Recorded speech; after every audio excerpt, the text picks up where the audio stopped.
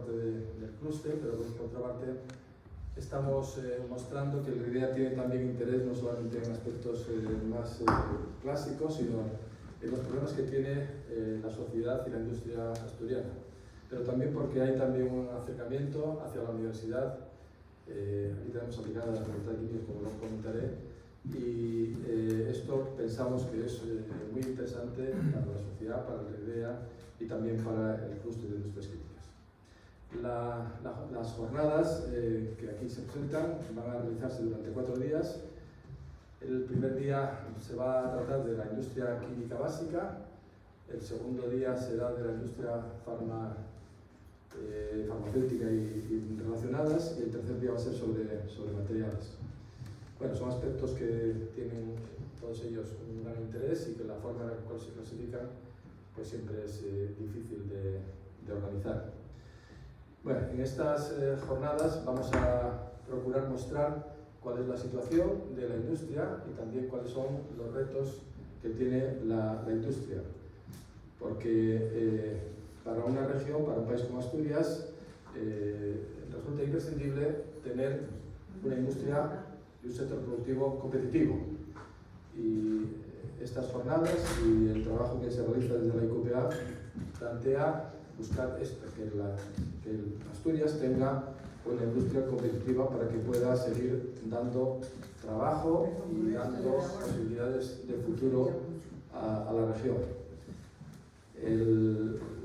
Poco más puedo decir en este momento de presentación, y sobre todo porque el acto se va a realizar directamente desde la mesa. Por tanto, yo simplemente voy a presentar al moderador. El moderador es Javier Borges, que es el decano de la Facultad de Químicas, que se ha brindado, se ha aceptado el poder llevar a cabo la moderación, va a moderar esta jornada.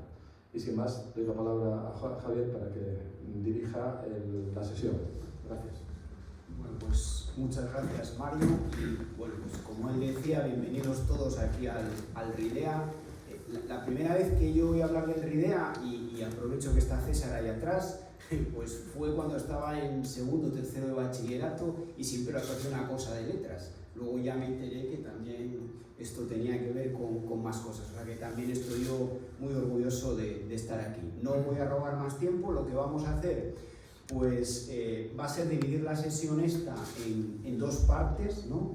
En la primera parte pues hablarán Jesús, Javier y Daniel, ahora los iré presentando, hablarán aproximadamente entre 15 y 20 minutos, si se atienen a los 15 minutos abriremos pues un breve turno de preguntas, si consumen 20 minutos pues daremos paso al siguiente, y cuando acabemos pues abriremos un debate que fundamentalmente espero que ustedes hagan preguntas, ¿de acuerdo? Bueno, pues sin más, va a empezar esta sesión Jesús Alberto González, el director de Fertiberia, y adelante. Bueno, buenas tardes. Vamos a ver. Cuando se deja un catedrático de la universidad organizar unas jornadas, esto es muy peligroso, porque las organiza como si fuese una clase de la universidad. Él te da una pregunta, te lanza y te dice, ahí respóndelas. Y después el día anterior, el domingo, hoy es lunes, el domingo te manda un email donde te cambian las condiciones de la pregunta que te habías puesto inicialmente. Y además ahora me entero que también disponemos, nos había dicho que disponíamos de 15 minutos, entonces ahora se abre el debate, de 15 minutos tienes derecho a preguntas, 20 minutos no tienes preguntas, entonces voy a consumir los 20.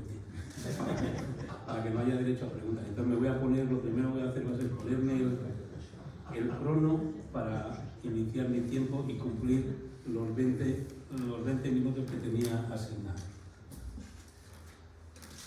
El ilustrísimo doctor nos propone un título que dice Energía asequible que más precisa la industria de procesos química y de procesos asturiana. Bueno, pues ayudas. 29 segundos. Y ya he acabado. Porque con eso ya lo tenemos todo. Es decir, cuando este periodo que estamos viviendo ahora mismo se estudie en el tiempo, nos daremos cuenta de la importancia del momento que estamos viviendo. Estamos modelo industrial, de cambio de modelo económico, de transformación energética, de la globalización, donde nos permite adquirir materias primas en cualquier lugar del mundo, pero también nos permite que cualquier lugar del mundo puede meter sus productos en donde nosotros los estamos metiendo. Entonces, para hacer todo esto y poder adaptarte y poder transformarte, nosotros tenemos suficiente talento como para poder hacer esa transformación y tenemos el músculo financiero suficiente como para hacer las pequeñas transformaciones. Pero para hacer las grandes transformaciones tenemos el talento suficiente como para poder desarrollarlas, pero el músculo financiero no. Y pongo, por ejemplo, el caso nuestro. El proyecto nuestro que nosotros tenemos presentado, el proyecto nuestro que nosotros llevamos un tiempo ahí peleando por él, exige que nuestro inversor invierta 1.250.000 euros por cada empleado. Echar la cuenta.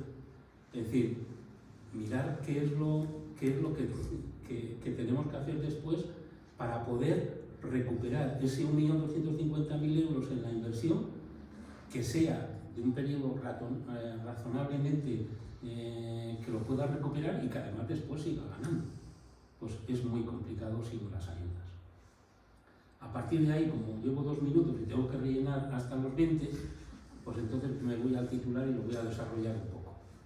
Ya le he quitado el título de ilustrísimo doctor y ahora ya, Mario, te voy a responder a la pregunta con un poquitín más de detalle. Energía asequible. Sí que me gustaría empezar marcando, ya que no lo hacen las reglas, qué entendemos por energía asequible. Energía asequible entendemos que es aquella que tiene un coste competitivo frente a los países donde tú vas a tener que competir. Es decir, que nuestro precio de la energía y su precio de la energía sea compatible, sea competitivo.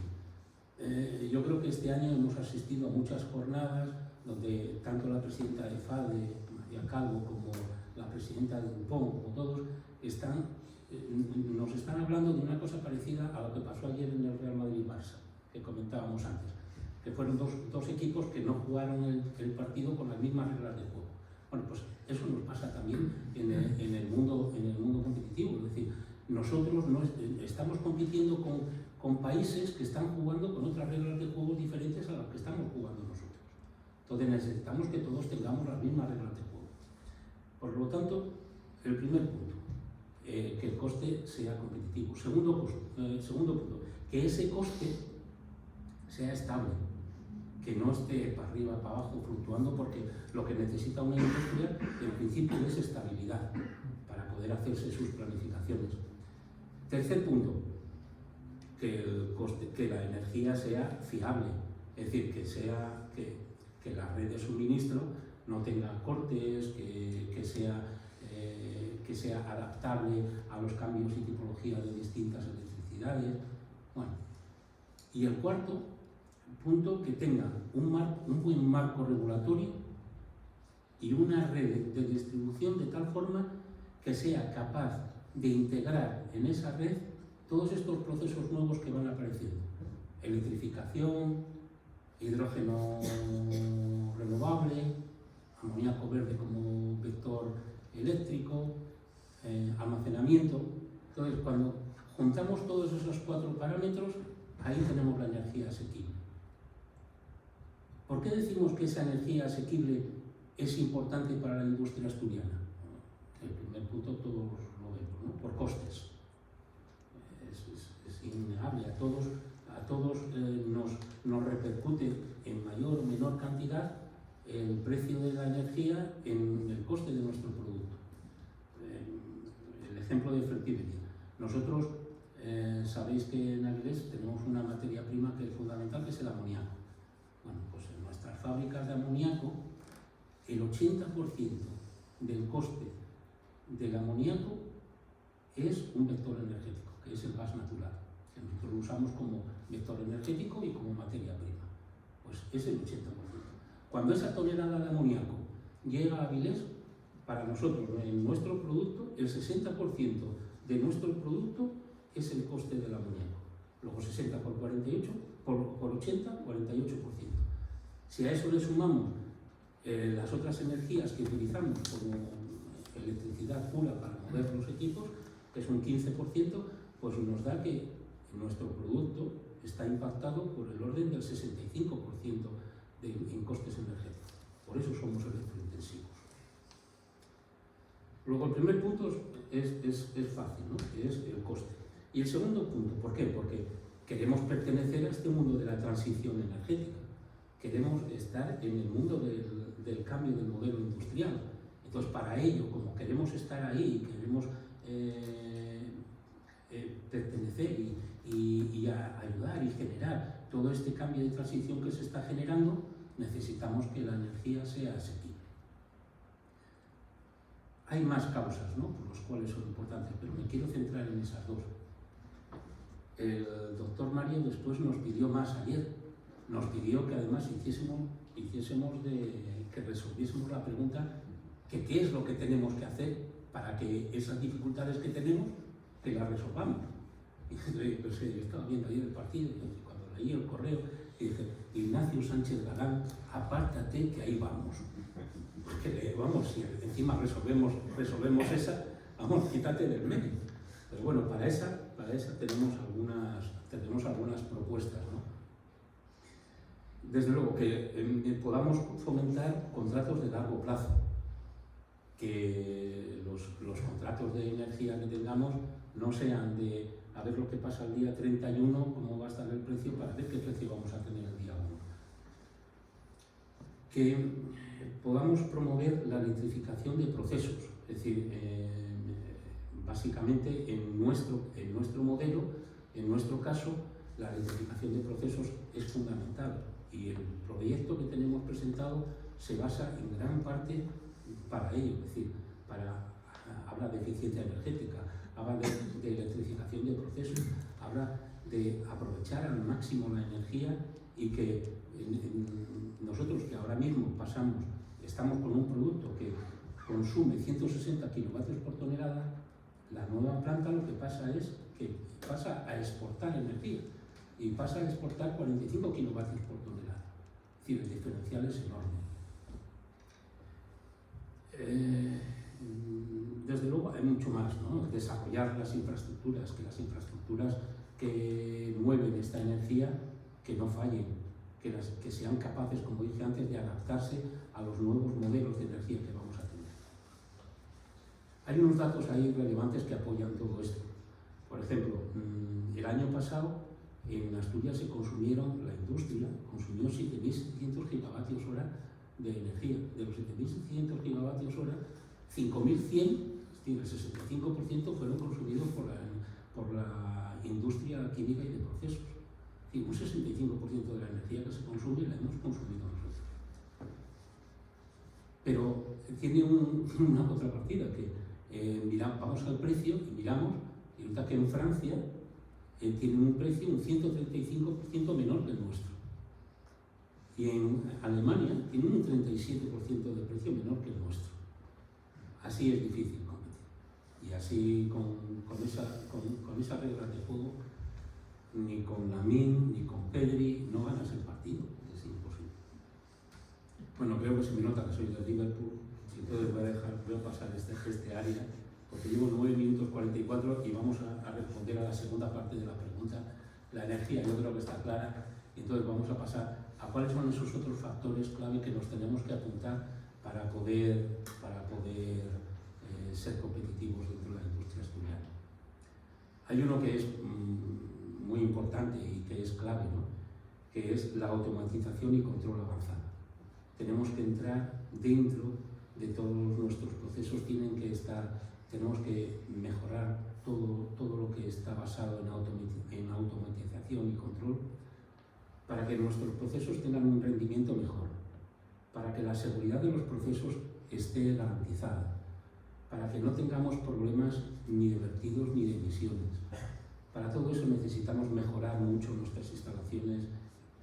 Hablo de la mía, no hablo de otros, que yo sé que los dos que tengo aquí a mi izquierda son dos transatlánticos en automatización y control avanzado. Hablo de Fertiberia. Entonces necesitamos mejorar todos esos aspectos. Además, tenemos otro aspecto en el que tenemos que apoyarnos mucho y que hoy en día está muy encima de nosotros, que es la inteligencia artificial y el Big Data. Hemos perdido, yo que llevo unos cuantos años trabajando en esta industria, hemos perdido unas cuantas horas tratando datos, manejando datos, metiéndolos en las hojas en el Access, en todos aquellos puntos, pasando datos de un sitio para otro. Hemos perdido una cantidad de tiempo, pero bueno, eso llega ahora. La suerte que van a tener son las generaciones que vienen ahora, que van a coger el Big Data, le van a dar al Power BI y este sale en automático. O como decía el otro, bueno, lo programas con Python y ya te lo da todo hecho. Pues ahí tenemos que adaptarnos, tenemos que meternos ahí, porque eso nos va a permitir muchas cosas. Nos va a permitir mucho tiempo para pensar y no para perder tiempo en tratar datos. Y después hay uno fundamental, el I+D+I. El I+D+I, hay tres tipos de I+D+I, ¿no? El I+D+I de materiales, el I+D+I de procesos y el I+D+I de productos. En Fertiberia, como las distintas fábricas que tenemos en nuestro entorno, bueno, pues cada una estamos especializados en un determinado tipo de fertilizante. El I+D+I de procesos, cada uno, bueno, nos vamos arreglando, entramos un poquitín en Wikipedia, vemos lo que hacen los demás y tal, y entonces, bueno, te vas adaptando. El de materiales, bueno, pues te reúnes con otros y, bueno, también vas aprendiendo. Pero en el que somos especialistas, sí, la verdad que nos ha venido muy bien, porque ahora mismo en Europa tenemos productos que no tienen competencia, que es en el I+D+I de producto. Que tiene un problema, que tú, por ejemplo, el último que hemos hecho, que os lo voy a contar, nos ha llevado 7 años de investigación. Lo pones en el mercado y en los 4 días te lo copian, y los 7 años que has invertido en investigación, el otro te lo ha copiado y no ha gastado un duro. Entonces eso es un tema complicado. Y te dicen, bueno, jolín, para eso están las patentes, ponla. La pones y te lo copian antes.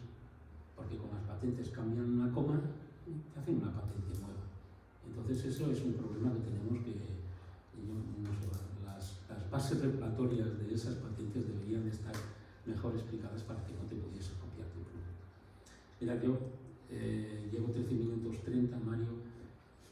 Cuando conté la historia de los fertilizantes en La Grande me llevó 2 horas. Entonces ahora voy a contar simplemente el final de la historia de los fertilizantes, lo que nos ha pasado en estos últimos años.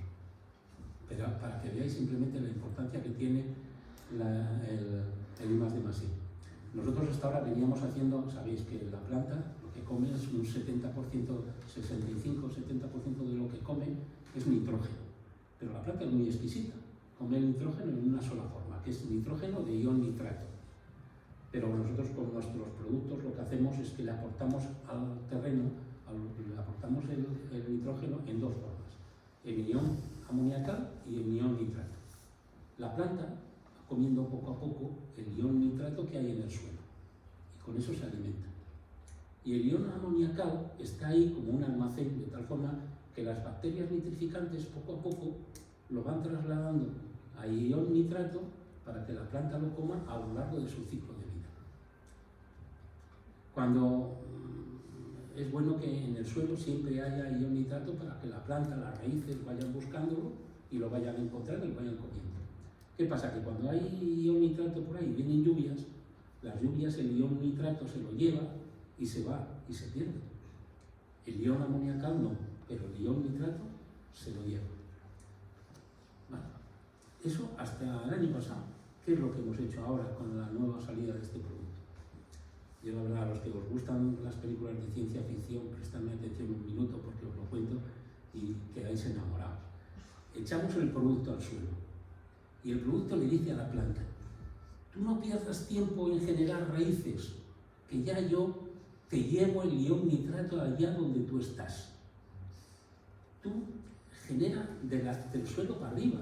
Tú tienes que hacer fruto, tú tienes que hacer hojas, tú genera fruto, no pierdas tiempo en generar raíz. Y nosotros ahora echamos el fertilizante y el fertilizante lleva una cosina que tiene un nombre comercial, no os voy a decir el nombre técnico para que no os lo digáis a la competencia, que se llama Ensafe, que coge el ion nitrato, se mueve por el suelo, llega a una raíz y ¡pum!, y se lo va dando. Y le va dando el ion nitrato a medida que la planta lo va comiendo.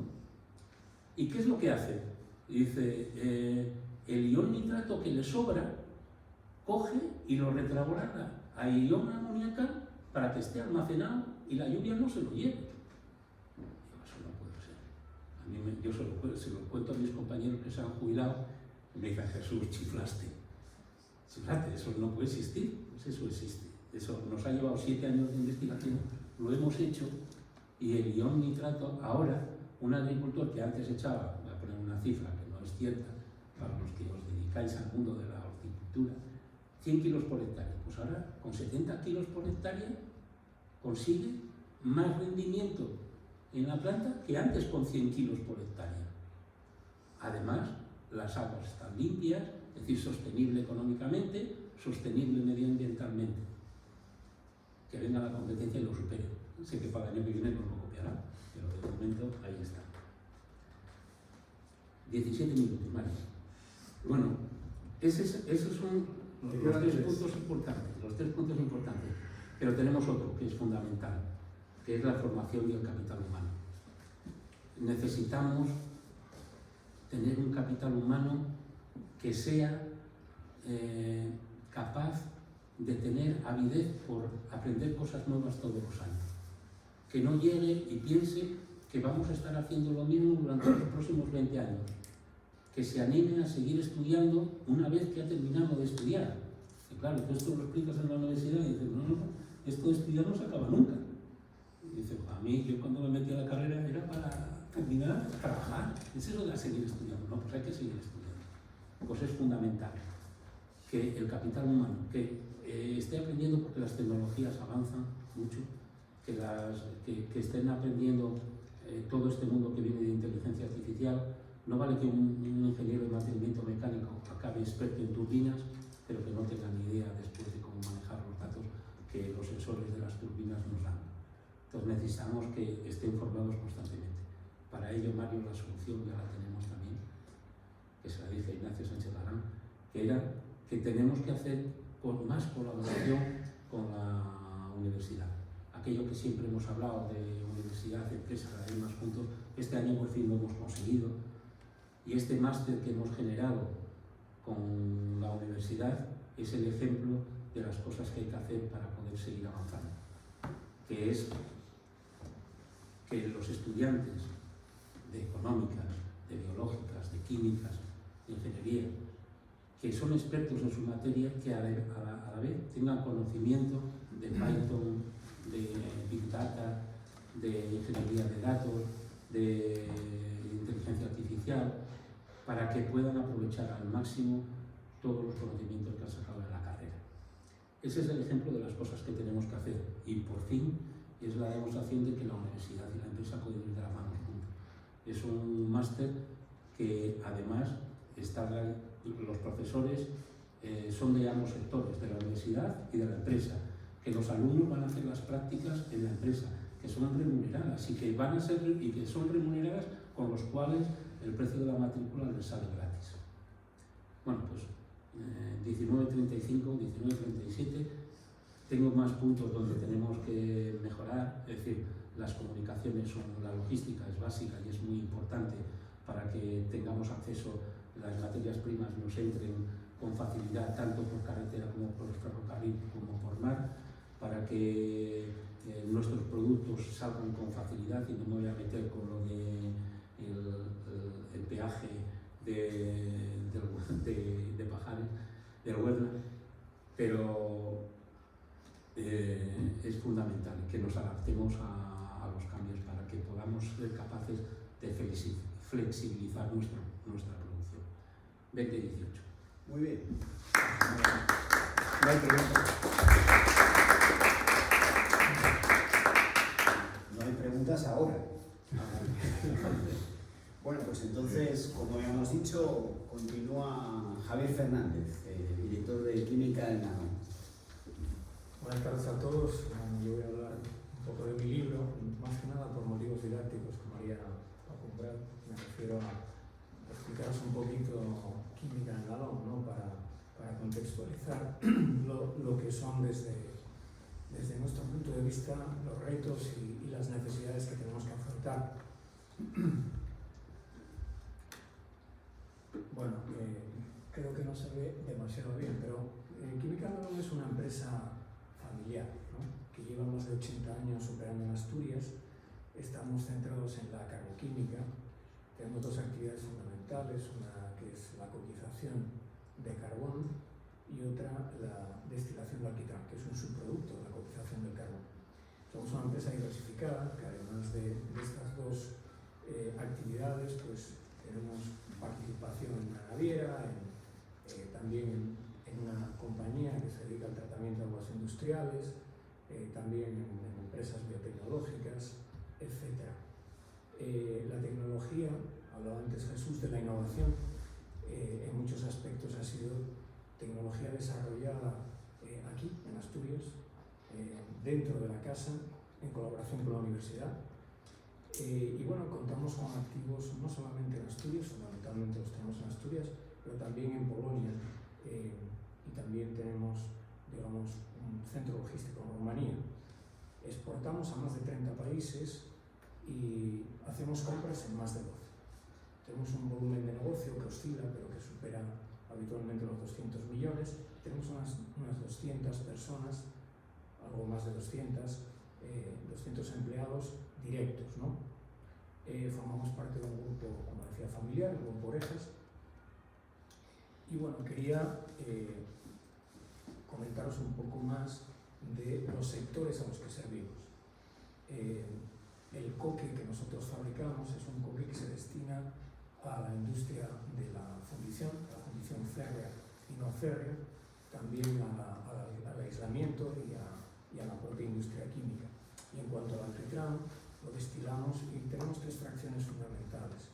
Una que es la brea, que se utiliza para la fabricación de aluminio primario y de electrodos, el aceite antraceno, que se utiliza para la fabricación de negro de humo, que acaba en los neumáticos, entre otros, y el naftaleno, que se produce y se dedica a la construcción y a la química final.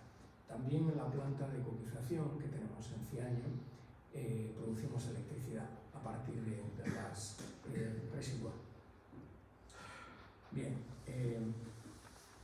aunque se ve pequeñito, tenemos grandes suministradores, empresas muy grandes, ¿no? Y veis algunos que os sonarán como, desde luego, ArcelorMittal o como Exxon, pero también tenemos clientes muy grandes, ¿no? Siendo una empresa familiar somos una especie de jamón en el sándwich, ¿no? Lo cual a veces también, como decía Jesús, dificulta, ¿no? la competencia, porque tenemos que pelear en muchos mercados. Tenemos presencia prácticamente tanto por el lado de los clientes como por el lado de los proveedores, pues en 4 de los 5 continentes, ¿no? Más allá de la Antártida. Bien, respecto a nuestra visión, pues hay que decir que es una química circular. Tenemos procesos muy circulares, realmente valorizamos una fracción como es el alquitrán, que es un subproducto del proceso de coquización, y también introducimos, como digo, productos carbonosos, no solamente carbón, en nuestro proceso de fabricación de coque. Y tenemos una triple estrategia, una de sostenibilidad. La sostenibilidad no se basa únicamente en el medio ambiente, desde luego necesitamos ser rentables.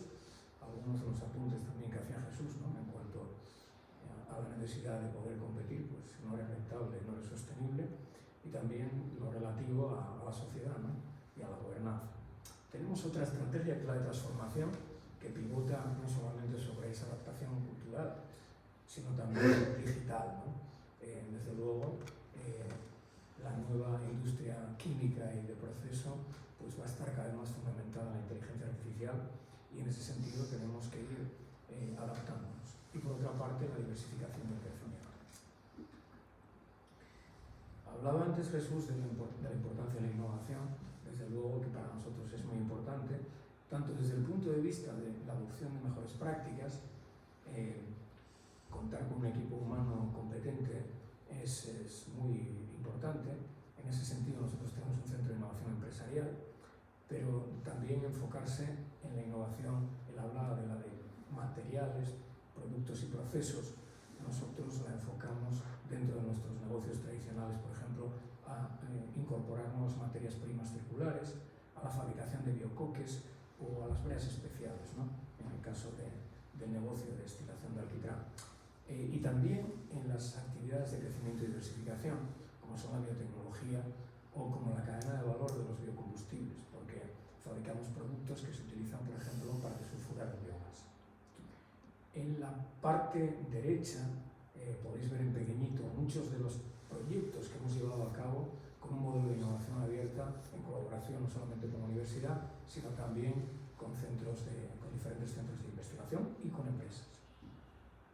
Bueno, y ahora ya metiéndome un poco en harina y contestando al reto, ¿no? A la pregunta que planteaba, y más allá de los aspectos en cuanto a la energía asequible, ¿no? Yo creo que han quedado bastante bien reflejados con la exposición de Jesús. Es decir, que en nuestro caso, hablar de una transición energética justa es fundamental, siendo una empresa pues, que viene del carbón, ¿no? Y aunque no nos dedicamos a quemar carbón, somos una empresa que está carbonizada, es nuestra materia prima, digamos, de partida, ¿no?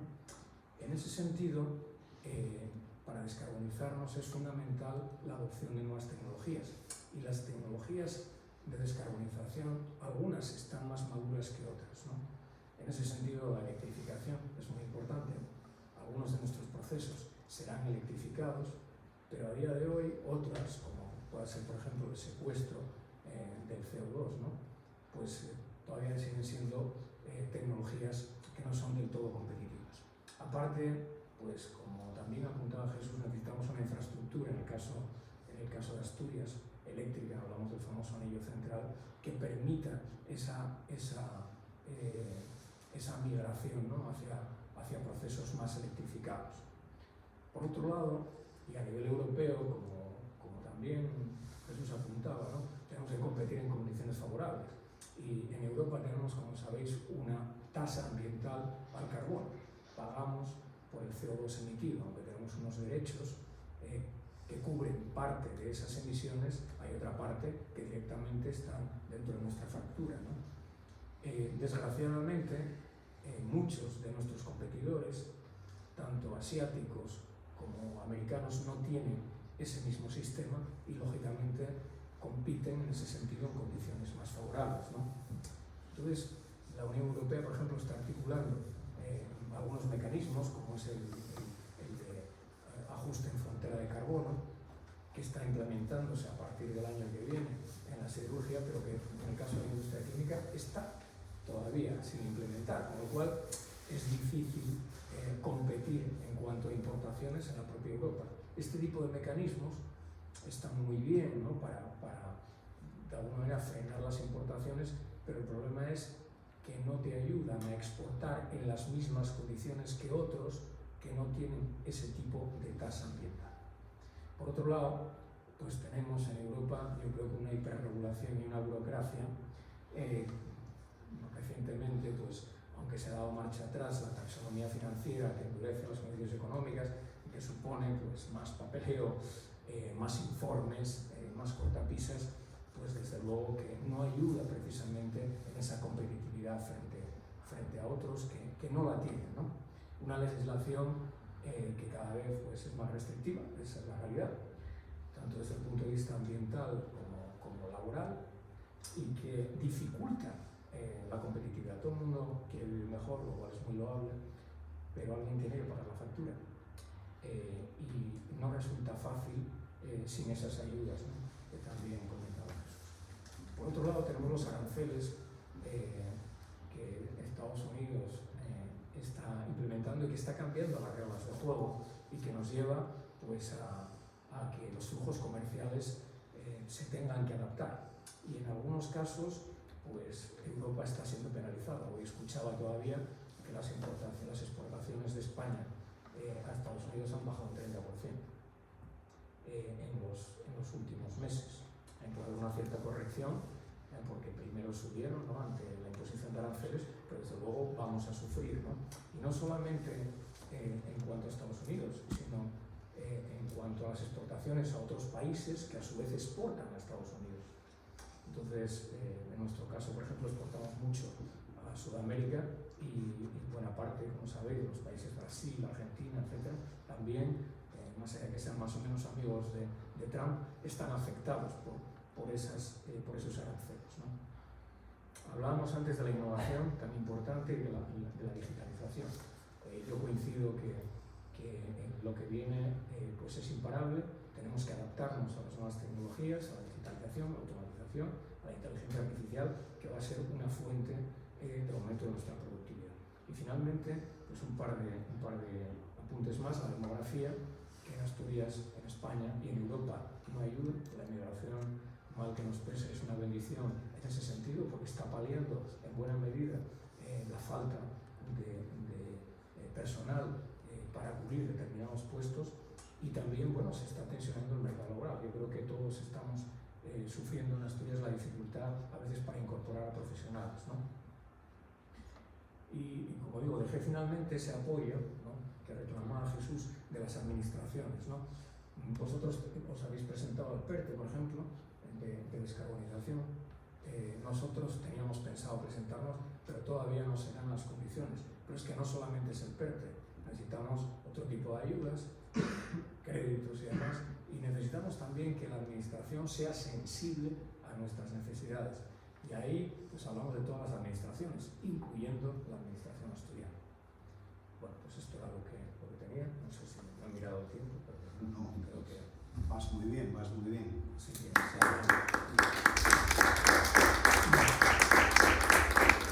Bueno, entonces nos sobra ahora un poco de tiempo. Si queréis preguntarle algo concreto a Javier. Al final, Al final, todos. seguimos, Mi opinión. avanzamos. Bueno, pues avanzamos. Bueno, pues continúa Daniel González, de Nippon Gases. Bueno, buenas tardes, bueno, noches ya a todos.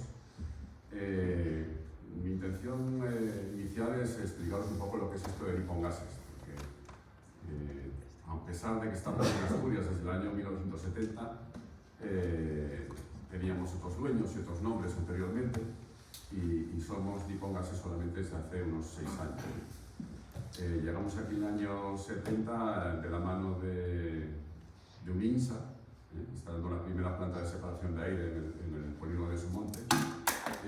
Lo que hoy es el polígono de Sumonte, entonces no había polígono por ningún lado, claro. Y hemos ido creciendo pues con la actividad de Uminsa, en caso ahorita por Ensiresa, que luego ha pasado todas las transformaciones, ¿no?, todo el crecimiento que al final y la transformación que ha tenido la industria siderúrgica aquí en Asturias, ¿no? Os cuento un poco lo que es Nippon Gases. Es una empresa que nació en Japón en el año 1910, o sea, ya tenemos 115 años de historia en total. Más de 19.000 empleados a nivel global y presencia en más de 30 países. Somos uno de las cuatro compañías globales del sector de los gases industriales. Y en Europa pues estamos presentes en 14 países con 3.500 empleados aproximadamente, de los cuales casi el 30% son mujeres. Me gusta indicar esto porque realmente es uno de nuestros objetivos, aumentar la diversidad, porque no podemos despreciar el 50% del talento que hay en el mundo, ¿no? Entonces tenemos que conseguir aumentar este porcentaje, cosa que no resulta sencillo dentro de lo que es la industria y sobre todo de la parte de operaciones, ¿no? Atendemos a nivel europeo unos 150.000 clientes, y aquí estoy hablando al 100% de clientes industriales. Nuestro mercado es la industria, ¿eh? Y atendemos a 390.000 pacientes, que esto voy a explicarlo un poco porque otra rama de negocio que tiene la industria de los gases industriales es las terapias respiratorias a domicilio. Entonces, de las botellas de oxígeno se le pasó a los concentradores, las terapias para la apnea del sueño y demás, ¿no? Entonces, por ahí viene este tema. Un poco a nivel global, en Europa somos el 23% de las ventas y, como veis, operamos en distintas zonas con distintos nombres.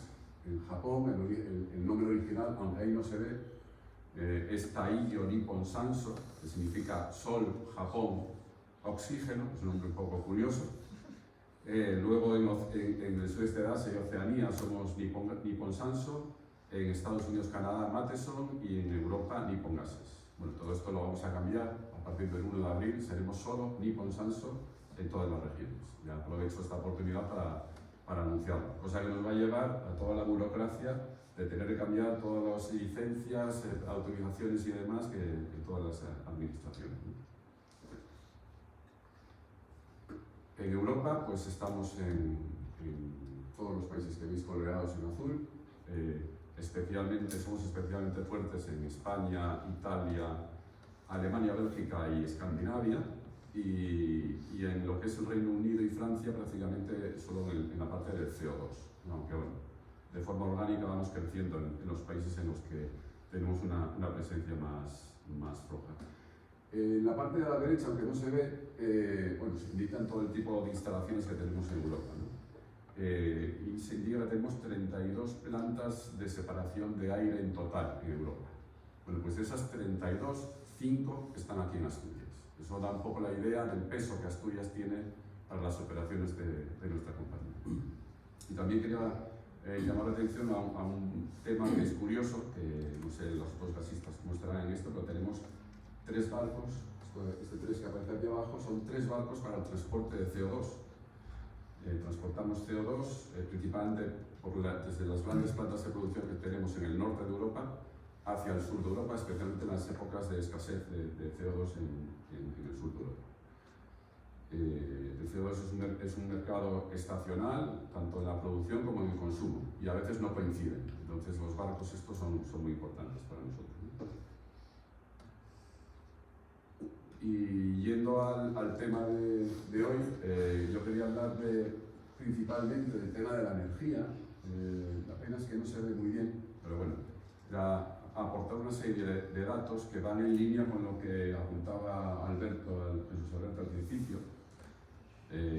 Hablaba cuando hablamos de la energía asequible, tenemos que hablar también de la energía fiable, El primer punto apunta a lo que nos ha pasado a partir del apagón del 28 de abril, que es que han aumentado los costes de operación del sistema de forma muy significativa. Ha sido una medida, no sé si recordáis, pero al día siguiente del apagón se hablaba de que no se tenía nada claro cuál había sido la causa del apagón, pero ya se decía que se habían tomado medidas para que no se repitiera, ¿verdad? Bueno, pues esas medidas que se han tomado las estamos pagando todos. Al final son los costes de operación del sistema que se han aumentado. Ha habido días desde entonces en los que ha sido superior el coste de la operación del sistema que el coste de la energía en sí mismo. Ha aumentado un 24% sobre el precio del suministro eléctrico. Bueno, ha llegado al 24% del precio del suministro eléctrico. En comparación con 2024, el precio es un 45% superior. Y si nos remontamos a la década pasada, el incremento es del 400%. Es decir, esto es un tema realmente importante que nos afecta a todos, a toda la industria, a todos los sectores y a todos los consumidores. Evidentemente aquí, para resolver este tema, son necesarios pues, la aplicación de ciertas medidas que ya han sido recordadas recientemente, por ejemplo, por Red Eléctrica, y que bueno, debería de ser tenido en cuenta por las administraciones a la mayor brevedad posible. Después, hablando acerca de la disponibilidad del recurso, otro dato que saco aquí, el 83,4% de los nodos de red de distribución están saturados. Hablo de España, lo que se traduce en un rechazo del 90% de las solicitudes de nueva capacidad de ampliación de los consumidores industriales. Y si hablamos del centro de Asturias, pues el problema es bien conocido y bueno, la administración asturiana es consciente de ello y sé que están trabajando para solucionarlo, pero la solución va lenta. También hay reservas de capacidad para proyectos de dudosa realización que restan esa capacidad a las industrias ya asentadas, ¿no? Y luego apunto aquí a dos temas que bueno, no son tan generales, pero que tienen mucha importancia, ¿no? El descuento del 80% en peajes a consumidores electrointensivos, que se venía disfrutando hasta el 23 de julio pasado y que no existe ninguna intención por parte del gobierno actual de extender. Bueno, esto a nosotros nos preocupa, como a nuestros clientes es la industria, a nosotros nos preocupa todo lo que le pueda preocupar a la industria y en materia de energía, aunque haya cosas que a nosotros, la industria de los gases, no nos pueda ser de aplicación, si le aplica al resto de la industria, pues sí que nos preocupa, ¿no? Y en esa línea va el siguiente punto, que es las compensaciones por CO2 indirecto, que solo alcanzan el 67% del total permitido. Ha habido países de nuestro entorno que lo han estado aplicando, aprovechándolo hasta el 100% todos los años y dando certidumbre a las empresas, a las industrias, de que van a disponer de ese descuento. Aquí en España se va año por año y no sabemos qué es lo que va a pasar al año siguiente, con lo cual es difícil tener certidumbre acerca del precio de la energía para los próximos años. Ya digo, no es algo que a nosotros nos podamos agarrar a ello, porque no nos aplica, pero sí aplica a nuestros clientes más importantes, ¿no? Y si les interesa a ellos, nos interesa a nosotros. Y luego, por apuntar algo diferente al tema de la energía, que para nosotros la energía es muy importante porque es el principal coste. Al final, antes de entrar aquí hablábamos de que nosotros vivimos del aire, como decía Jesús Albert, porque nuestra materia prima es el aire atmosférico, cogemos el aire y lo separamos en sus componentes. Pero para hacer eso nosotros consumimos grandes cantidades de energía eléctrica. Somos el tercer consumidor de energía eléctrica en Asturias, por detrás de Asturias de Zinc y de ArcelorMittal. Y es nuestro principal coste, ¿no? Pero hablando de otros temas, pues apuntaba la burocracia, el exceso de regulación en algunos casos, como decía Javier. Recientemente dentro de la empresa a nivel europeo se hizo una comparación de los tiempos requeridos hasta conseguir un permiso para instalar una nueva planta de producción en cada país de Europa. Y España no sale bien situado. Hablamos de los países en los que necesitamos más tiempo para alcanzar esos permisos. Y además hay diferencias muy significativas entre países. En cuanto a la regulación, pues hay ejemplos sobrados, ¿no? Últimamente ha habido una regulación referente al tema de la legionela, la prevención de la legionela, que nos ha obligado a todos a hacer una serie de inversiones en mejoras en los torres de refrigeración y en los separadores de gotas. Es algo muy concreto, ¿no? Pero que realmente nadie entiende por qué tenemos que adaptarnos a esas nuevas eficiencias de los separadores de gotas cuando nunca la industria ha sido la que haya creado este tipo de problemas, ¿no? O por ejemplo, bueno, nosotros los gases, en función del uso que le dé el cliente, pues se ven afectados por distintas legislaciones. Puede ser hasta incluso alimentos. Y bueno, cuando se hacen regulaciones que afectan a las fábricas de alimentos, nadie piensa en que una planta de separación de aire pueda ser una fábrica alimentaria. Y por la definición de las regulaciones, pues lo somos. Y hay cosas de esas regulaciones que son muy difíciles de aplicar en una planta industrial, en una planta de separación de aire, ¿no? Y eso nos genera muchas dificultades, nos genera discusiones con las autoridades y bueno, son cosas que realmente no aportan ninguna seguridad al consumidor, pero que sí nos generan problemas, ¿no? Y bueno, el tema que también se ha apuntado aquí, el tema del talento, evidentemente cada vez es más complicado. Cada vez que hay una selección de personal nueva, pues es más difícil encontrar candidatos. Realmente, hasta para las becas que ofrecemos, nos sentimos, yo en la última experiencia que he tenido haciendo entrevistas, era que yo era el entrevistado por el alumno, más que yo entrevistar al alumno. O sea, que llegamos a ese punto en el que la escasez pues, hace que tengamos que competir por conseguir atraer ese talento, ¿no? Bueno, yo creo que con esto un poco ya he tratado los temas más preocupantes.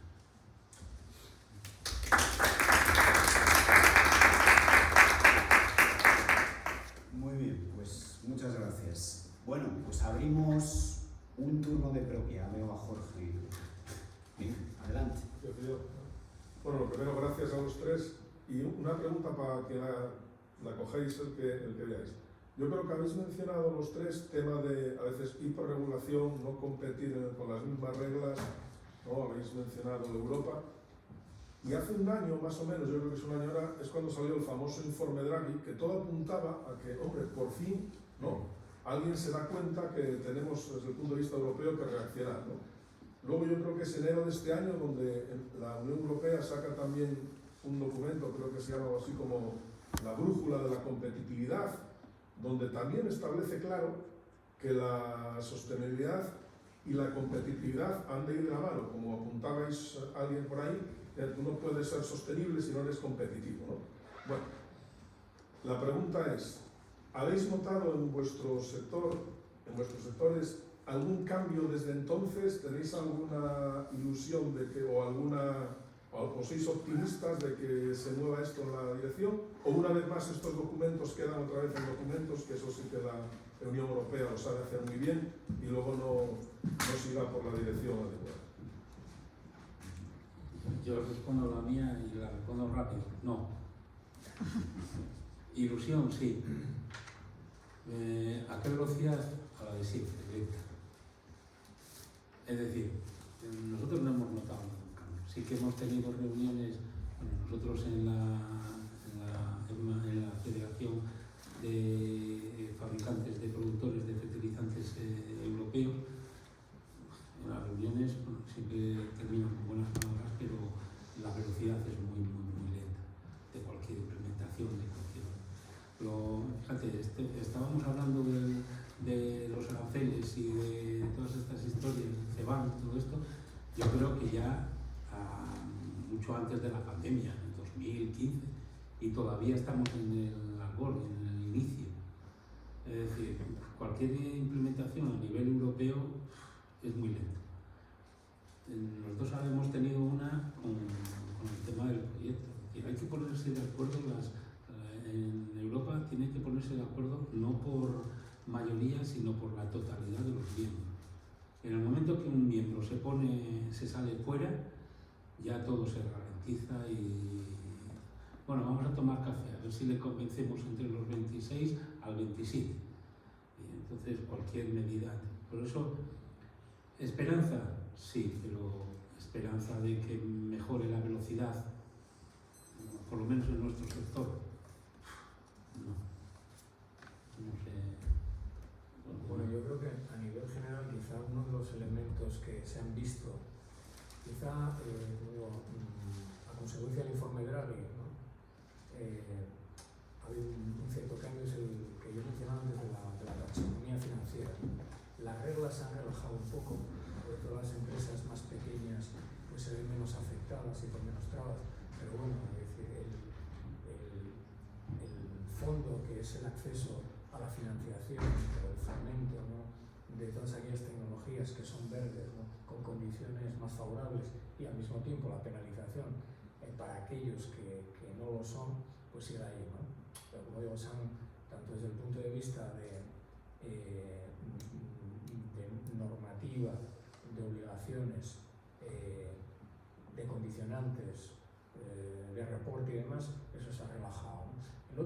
El otro brote verde, por llamarlo de alguna manera, ¿no?, aunque aquí a lo mejor va en dirección opuesta, ha sido en el caso de la siderurgia, a través al final de un arancel, ¿no? Recientemente hemos visto que se va a aplicar en junio del año que viene, con lo cual a nosotros nos afecta indirectamente porque nos suministra la base de búsqueda, ¿no?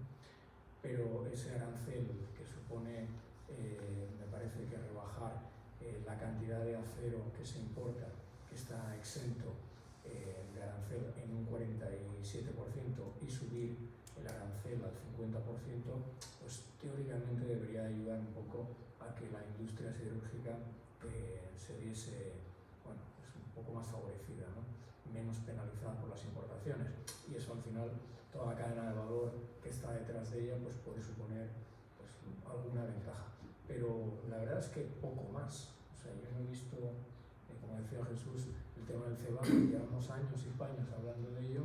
Se va a empezar el año que viene para la siderurgia, pero hay muchos sectores que se ven afectados por la tasa ambiental, por la tasa de CO2, y sin embargo no tienen este tipo de ayuda. Y las y los derechos de emisión cada vez se reducen más año a año. Entonces, lento y no sé, seguro, pero no se abonde, ¿no? Yo creo que el informe de Draghi, el primer efecto que tuvo fue, desde nuestro punto de vista, el que algunos proyectos que se estaban estudiando, digamos que dijeron, bueno, vamos a esperar porque puede que la cosa mejore, ¿no? Que se haya, pero realmente no hemos visto todavía nada. Lo que dice José Alberto es muy cierto. O sea, al final la Unión Europea es muy difícil que se mueva, ¿no? para tomar decisiones. Y realmente, pues, bueno, yo creo que casi ha generado más parálisis que otra cosa en los proyectos. ¿Alguna pregunta más? Quería hacer una pregunta respecto a Jesús habló del desarrollo de talento, Javier de la falta de personal y Daniel de los temas de las entrevistas. Un poco como que falta personal en Asturias y que gracias a los inmigrantes podemos ir teniendo. Y yo lo que me da pena y dolor es ir un domingo a la estación de Los Alsas y ver la promoción de 25-40 subirse todo al autobús para marcharse de Asturias. Algo o como sociedad, como empresa o como universidad estamos haciendo mal. Porque si decimos que aquí no tenemos gente suficiente y resulta que la gente de aquí está marchando, hay algo que no está encajando en el sistema. Yo eso lo voy a responder porque esa me gusta mucho. Me gusta, me adelanto. Es decir, a mí me encanta, a lo mejor es lo bueno que tiene el fútbol, ¿no? Porque uno lo ven desde un lado, otro lo ven desde otro. A mí me encanta ver a los chavales de 25 o 40 años los domingos marchar de Asturias. Porque siempre hemos estado hablando de retener el talento. Yo soy de recuperar el talento. Es decir, soy partidario de recuperar el talento. A mí lo que me gusta es que se marchen, que se formen, que vean otras cosas y luego recuperarlos. Y que vengan con esas cosas que vean en los otros sitios, que vengan y que aporten algo más. Si ese talento, que es muy bueno y que tal, se queda en nuestras murallas, nunca van a aprender nada de lo que hay fuera. Entonces a mí me gusta que se vayan, pero que después vuelvan. Sí me preocuparía si esos de 40 empiezan a pasar esa frontera de 40. Si en el autobús vemos a los de 40-60, ahí ya me iba a doler un poco más. Pero de 25 a 40 me ilusiona que se vayan, que aprendan, que miren y que luego vuelvan y que los recuperemos. Más que retenerlos, que los recuperemos. Entonces, Estoy de acuerdo en eso, pero no veo el camino de retorno.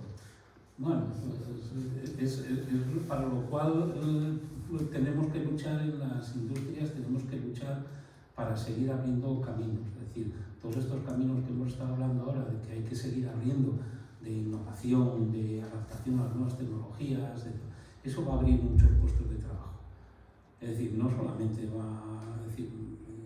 yo confío en que la industria asturiana va a ir hacia arriba. Estamos a punto de despegar, nos falta un pelín. Y entonces en ese momento que despeguemos, todos esos que están afuera y que están leyendo constantemente el periódico van a retornar. Y yo es la parte que confío. Empresas como Química Andalón, familiares, van a abrir las puertas. ¿Qué dijisteis que eras? 2.000. Es decir, pues 200. Lo que vais a poner un cero más. 2.000. Es decir, yo creo que lo importante es que tengamos la idea de hacia dónde vamos las industrias. A partir de ahí, y teniendo claro cuál es nuestro futuro, tendremos claro que podremos abrir las puertas. Sí, y para trazar ese camino necesitamos la primera respuesta, que es ayudas, porque nuestro músculo financiero es capaz de levantar cierto peso. A partir de ese peso no podemos más.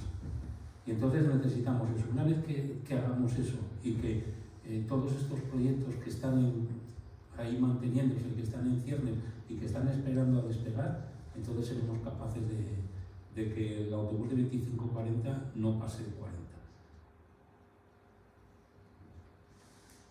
Javier, Daniel, ¿queréis decir algo ahí? Bueno, yo aquí estoy de acuerdo, lo cual no significa que antes no estuviera con él, pero digo que ahora estoy de acuerdo con lo que ha dicho Jesús, o sea que la idea es bajar un poco la edad de los que vuelven, pero que hagan una excursión por ahí un poco larga tampoco está mal. Tampoco está mal, no, está bien. No, estoy totalmente de acuerdo en lo que ha dicho Jesús. Lo que pasa es que lo que realmente no veo es los del camino de vuelta. O sea, el que la gente vaya afuera y aprenda nuevas formas de vida, nuevas formas de trabajo, por supuesto, que es fundamental, ¿no?, para seguir creciendo todos. Ya, para eso hay ejemplos, que hay gente que está retornando. Y para eso se abrió una vía no hace mucho, hace unos años, en el Principado, de dar ciertos apoyos a las industrias para ayudar a retornar puestos de trabajo.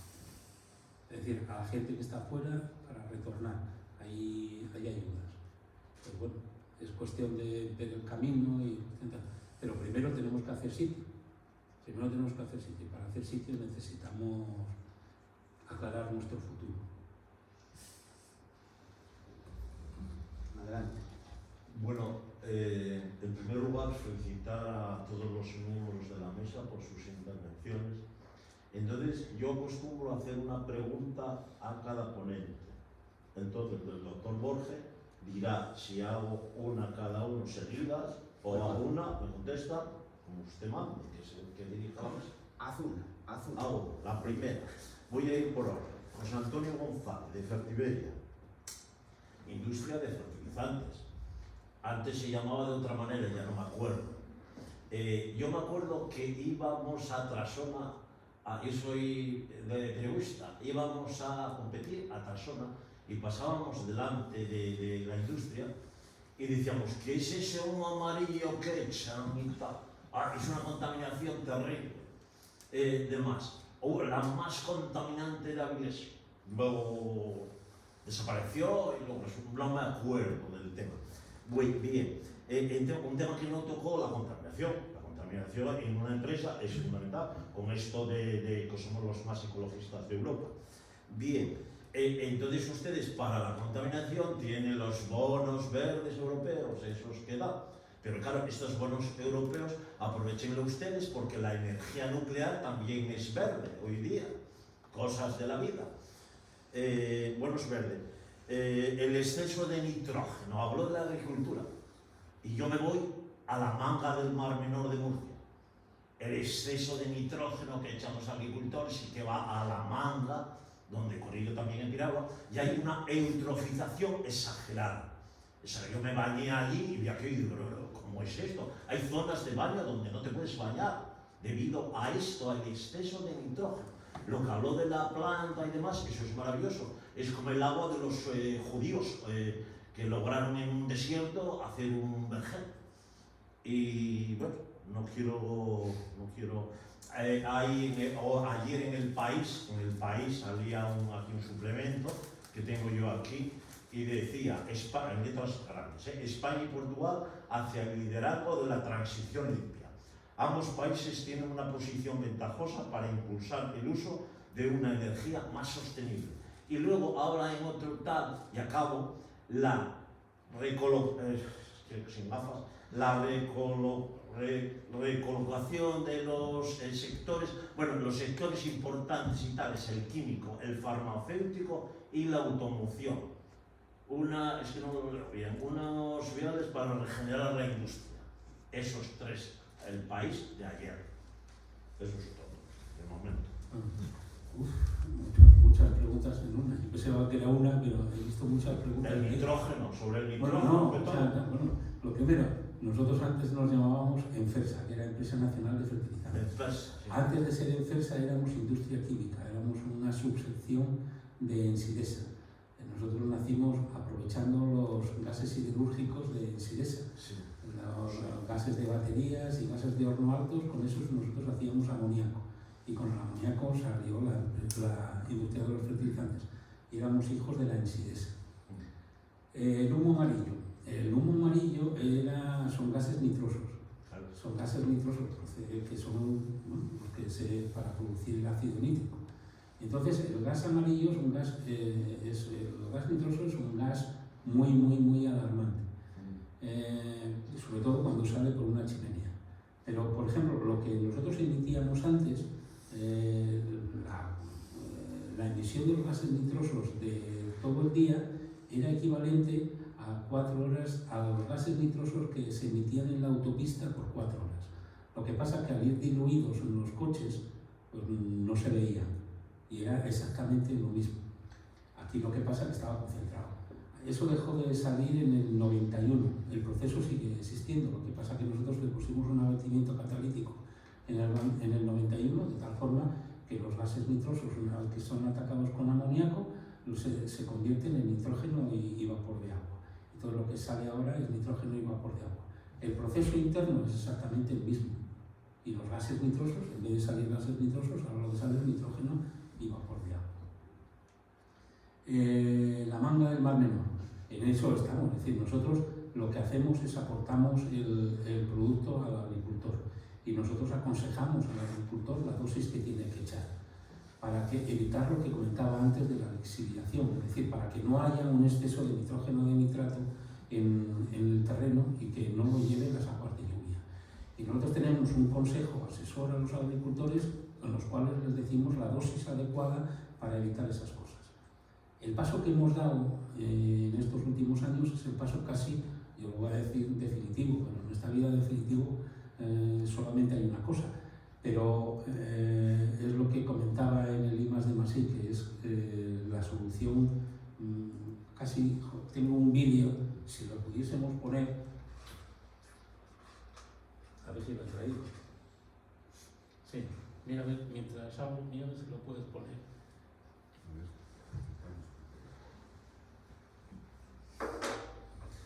El producto el SAFE, es precisamente lo que hace, evitar que haya nitrógeno de nitrato. Somos los únicos que tenemos ese producto ahora mismo en Europa. Y ese es lo que es la solución, vamos a decir, la definitiva. Es el nitrógeno, que no se puede aportar como tal nitrógeno, porque la planta solamente come nitrógeno de nitrato. Tú tienes que echarle a la tierra nitrógeno de nitrato. Lo que no puedes evitar es que con un exceso de lluvia ese nitrógeno de nitrato se vaya. Entonces, con este fertilizante lo que hacemos ahora es que solamente esté el nitrógeno de nitrato disponible para la planta el que coma y que no haya un exceso de nitrógeno de nitrato alrededor. Y que este producto, el SAFE, lo que hace es que va soltando poco a poco el nitrógeno de nitrato a lo largo del ciclo de vida de la planta, lo que va comiendo. Y entonces ya puede llover lo que quiera, que el nitrógeno amoníaco no se lo lleva, y en cambio el nitrógeno de nitrato no lo va a encontrar, y por lo tanto no se lo va a llevar. Y eso es lo que esperamos que sea. Y por eso dije antes que efectivamente que es la solución que es competitiva y que además es sostenible. Sostenible económicamente para el agricultor porque echa un 70%, un 30% menos, y sostenible medioambientalmente. Y si en el vídeo, el SAFE, uno que ponga en SAFE, uno que se llama en SAFE. No aparece ahí. No, a ver si no lo he cargado.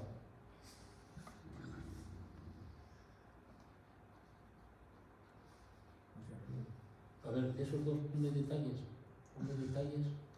para ver, el de esos dos es el que más, el de mayor peso.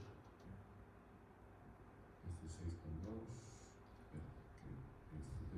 este lo tenía. El de 52. Ese.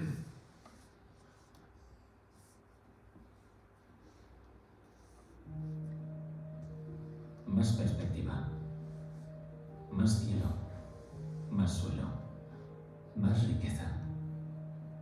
Presentamos N-Safe, el primer bioinhibidor del mercado, diseñado para evitar las pérdidas de nitrógeno, proteger la biodiversidad del suelo y aumentar el rendimiento de nuestros cultivos. 7 años de investigación y desarrollo para centrarnos en lo verdaderamente esencial: valorar la riqueza natural de la tierra y todo lo que nos permite cultivar. N-Safe representa una inversión en un futuro más rentable, productivo y, ante todo, sostenible. N-Safe es vida en acción.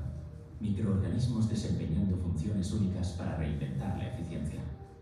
Asimilan el nitrógeno en forma nítrica, lo transforman en proteína y lo liberan en forma de nitrógeno orgánico tras su descomposición. Reducen la volatilización del óxido nitroso al impedir la desnitrificación del nitrato. Preservan la biodiversidad al no afectar a los microorganismos del suelo ni a sus actividades. Generan un estímulo biológico en los cultivos, promoviendo cosechas más abundantes. Con el bioinhibidor N-Safe recuperamos la armonía. Volvemos a lo importante. Protegemos la vida que nos sostiene. N-Safe es una muestra más del compromiso de Fertiberia con la nutrición vegetal de alto valor añadido. Una respuesta a las necesidades del hoy y del mañana. Una oportunidad para seguir creciendo juntos. Yo la verdad, cada vez que veo este vídeo no puedo evitar emocionarme. Es decir, a mí me llega muy dentro, porque es nuestro ADN, es lo que hemos estado persiguiendo durante mucho tiempo. Esperemos, yo no, decía antes que definitivo en la vida solamente hay una cosa, ¿no? Esperemos, esto no sé si será la solución definitiva, pero luego, desde luego es una solución que se acerca mucho a lo que durante mucho tiempo veníamos persiguiendo, sabiendo que además la historia de los cultivos sin los fertilizantes es imposible. Es decir, para que una planta se lleve adelante su rendimiento, necesita una buena semilla, un buen protector del cultivo, un buen fertilizante, que la edafología del terreno sea adecuada, buenas labores de cultivo y finalmente que la climatología lo respete. Con todos esos condicionantes tendremos buenos rendimientos. ¿Cómo hemos hecho estas pruebas durante 7 años independientemente del laboratorio? Pues manteniendo de las 6, de los 6 condicionantes 5 y variando la fertilización y viendo los resultados que se obtienen con esa variación de fertilización, analizando las aguas residuales a la vez. Y hemos comprobado los números, hemos comprobado y han sido aceptados en la Unión Europea los números, porque es un producto que necesita la aceptación de los Estados miembros para poder venderlo en el exterior. Y este año nos los han aceptado y estamos con ello. Y por eso, la verdad que estamos muy ilusionados con las nuevas campañas de este producto. Quiero hacer yo una observación. Aquí en la mesa están pues 3 representantes de la industria y yo que estoy un poco representando a la universidad, pero si quitamos así un poco los detalles, pues os quejáis de que hay una regulación y una burocratización tremenda, y esa queja también la haríamos nosotros, y os quejáis de que la regulación va cambiando y que no da tiempo a nada, ¿no? Y nosotros estamos igual, o sea que la cuestión es entonces, el problema no es solo vuestro, vamos a decir, cuando vuestro y nuestro en realidad es de todos, ¿no? Pregunto yo, ¿alguien sabe por qué pasa esto? Ahora podemos preguntar a los que están ahí sentados. Digamos, pasa que, doctor Borges. Lo que pasa es que el exceso de burocracia del que se queja la industria, la falta esta de estabilidad, de que las leyes están cambiando continuamente, si aquí trajéramos a 3 profesores de la universidad dirían exactamente lo mismo, y es evidente que esto nos mata a todos. Decía Enrique Moles que el problema es siempre el mismo, que es la administración. Entonces, digamos, ¿por qué pensáis vosotros o alguien? ¿Dónde está el origen de todo esto? Mire, doctor Borges, deja que voy a ser breve ahora. El electroquímico don Agustín Costa, candidato al rectorado, fallido, me decía él a mí que luchaba contra... Yo, cuando falleció, con la pila de alumnos que tuve, fue el único que escribí una carta que decía: el doctor Costa, un profesor singular. Y decía que me dijo que la fallida carrera del rectorado, dice, bueno, fue la cabalgada de Don Quijote de la Mancha. Y entonces yo reflexioné y dije yo, claro, no era Don Quijote que luchaba, ahí está en Nueva España, contra los molinos de viento, sino que luchaba contra la burocracia y la financiación de la ciencia. Era Don Quijote del siglo XXI. Eso está escrito. Yo creo que de esto nos puede dar una lección Mario, con 5 hijos y 15 nietos. Es decir, es la vida. Nos gusta regularlo todo y cada vez más. Es decir, mi padre decía, a las 8 de la tarde en casa, regular. Al año siguiente ya no solamente regulaba a mi padre, sino también regulaba a mi madre. A las 8:05, como vengas, mañana te quedas sin comer. Entonces, cada vez más nos gusta regularlo todo. Sí que es verdad que no sabemos dónde está el límite de la regulación. Es decir, yo en la autopista, como recuerdo cuando iba con mi padre al pueblo, a como voy ahora, antes te encontrabas de aquí hasta el pueblo de Burgos, encontrabas 4 señales de tráfico. Ahora encuentras 400. Entonces cada vez eso se puede ampliar a lo que hacen las consejerías, a lo que hace el gobierno, regularlo todo y cada vez más. ¿Dónde está el límite y cómo se puede mejorar? Ignacio Sánchez Galán. Es muy difícil porque ¿qué ley quitamos? ¿Cuáles son las que son de verdad buenas y cuáles son las que son malas? Es muy difícil llegar al punto del equilibrio de la regulación. ¿Que debe ser menos? No cabe la menor duda. ¿Qué señal de tráfico es la que quitamos de aquí a Burgos? No sé si me sobra alguna. Pero bueno. Daniel. Yo creo que hay un tema sobre las regulaciones que es cuando se hacen reaccionando a algo que ha tenido mucho protagonismo en los medios y que los políticos sienten que tienen que dar una solución. Y en ocasiones esa solución rápida no está bien analizada y están generando al final problemas al sistema productivo. Están teniendo un efecto pues negativo. Yo creo que cuando las cosas se planean, porque la burocracia es un mal necesario, o sea, eso no hay ninguna duda. Se necesita tener regulación, se necesita tener burocracia, pero no debe ser, digamos, como reacción a lo que ha pasado y ahora vamos a protegernos ya y tal. Hay que pensar bien las cosas, ¿no? Y hablar con todos y que todo el mundo participe y escuchar y atender.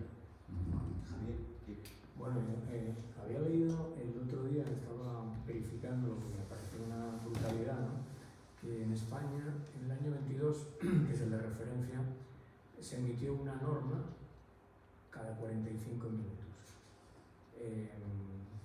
Si pensamos en ello, pues yo creo que es difícil, ¿no? Sin tener una referencia de lo que se hace en Estados Unidos, en China o en otros países, pero da un poco de vértigo, ¿verdad?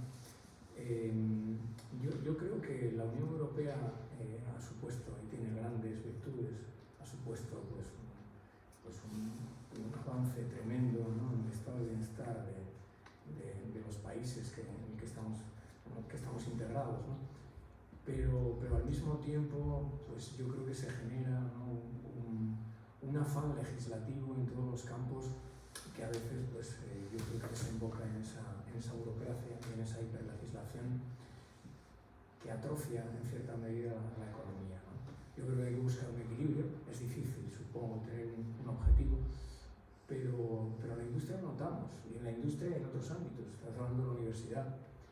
Yo creo que claro, no creo que haya una solución sencilla, como digo, ni un objetivo, pero realmente estamos sometidos a una hiperregulación que no siempre resulta beneficiosa y creo que nos resta competitividad, ¿no? Gracias. ¿Más preguntas o más intervenciones? Sí, señora. Bueno, esta es una intervención profana. Quiero decir que no tengo una especialidad de ese tipo, pero me llama la atención y quiero preguntarles cómo incidiría en sus planteamientos la inteligencia artificial, porque se está metiendo en todo. Muy bien, empezamos por Daniel. Sí, venga. La inteligencia artificial es algo, yo diría que ahora mismo estamos todos buscando la forma de incorporarla y de sacarle partido en las empresas. Yo lo veo en la mía, que hay grupos de discusión acerca de ello y que van publicando beneficios, cómo la podemos aprovechar para una cosa, para otra. Es una herramienta más que a partir de ahora tenemos que saber utilizar. Y realmente quien sepa utilizar y sacarle más provecho a la inteligencia artificial será el que salga ganando en cada sector, ¿no? Y es muy importante prestarle atención y analizarlo bien y utilizarla para cosas útiles, ¿no? Ganar competitividad, al final es el objetivo de todos.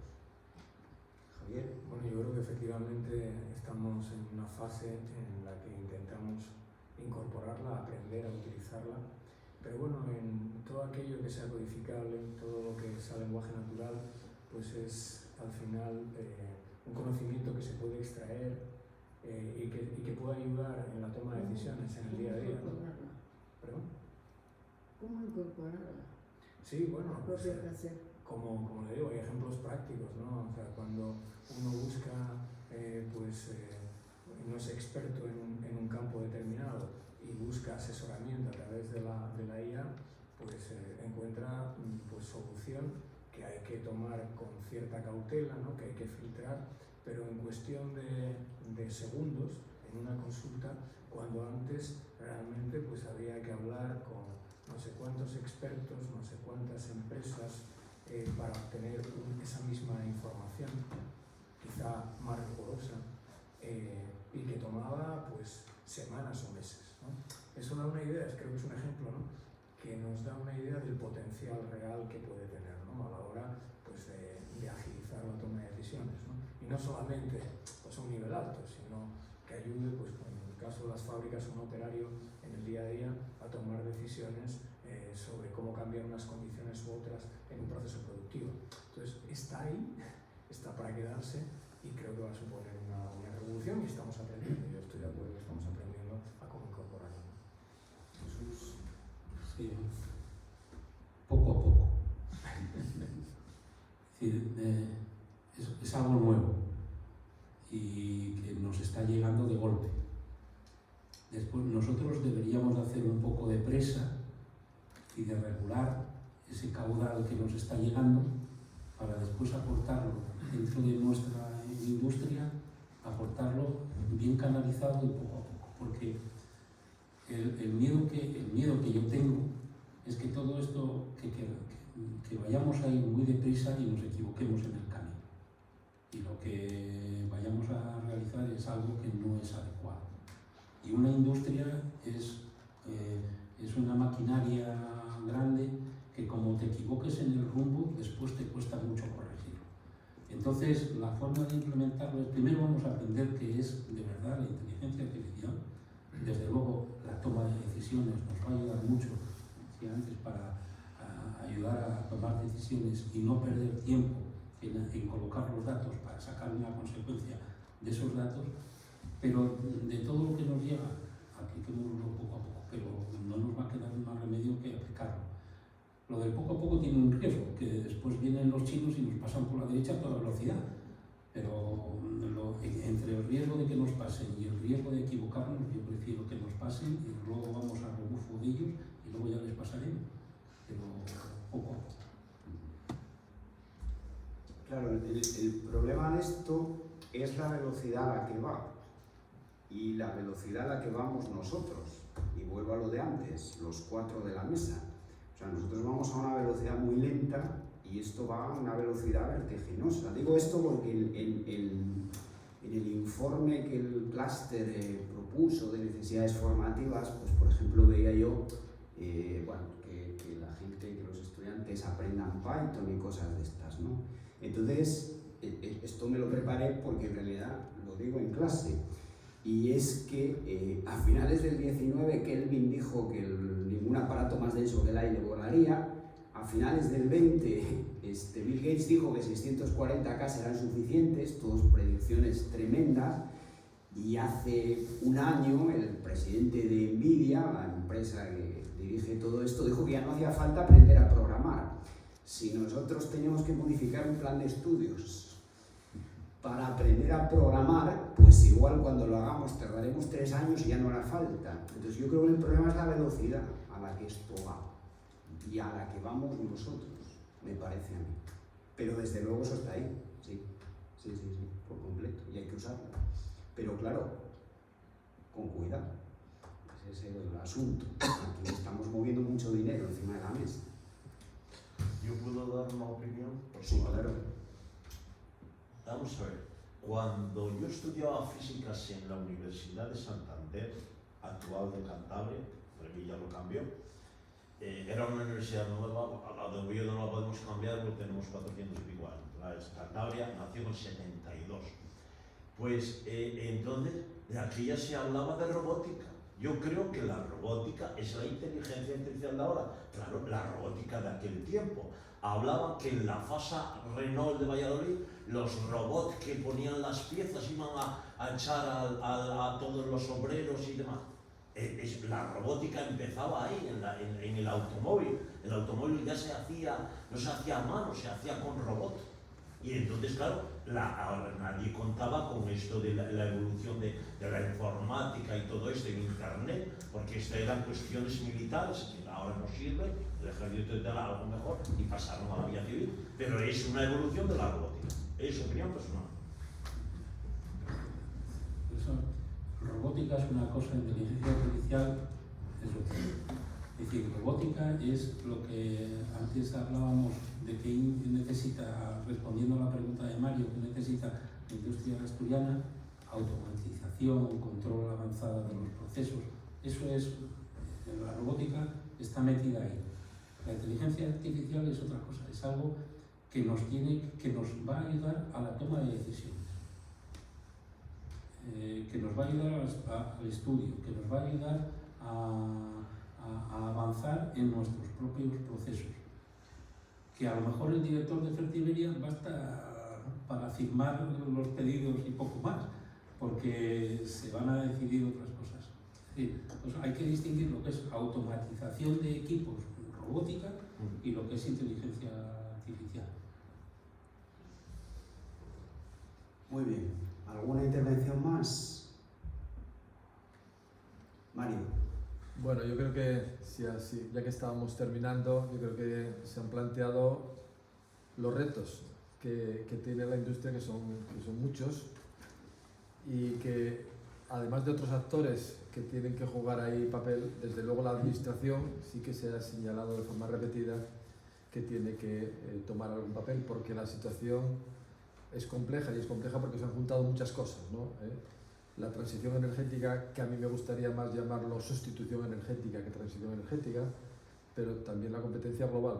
Entonces yo creo que está bien que se planteen estos problemas y que se vayan viendo si se pueden resolver.